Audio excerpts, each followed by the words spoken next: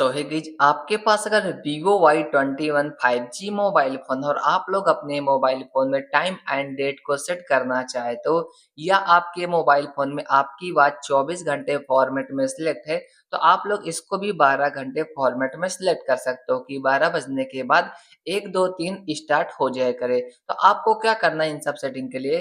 Simple से आपको setting को ओपन करना है। सेटिंग को ओपन करने के बाद थोड़ा-सा आपको स्क्रॉल करते हुए नीचे आ जाना है और नीचे की तरफ यहाँ पास मिल जाएगा एक ऑप्शन। जैसे आप लोग थोड़ा-सा नीचे आएँगे, सिस्टम मैनेजमेंट का। इसी सिस्टम मैनेजमेंट के ऑप्शन पर आपको क्लिक कर देना है। अब आपके सामने फिर से ऐसा पेज ओपन हो जाएगा। अब ऊपर साइड यहाँ पास आपको मिलेगा एक ऑप्शन डेट एंड टाइम का। इसी डेट एंड टाइम पर आपको क्लिक कर देना है।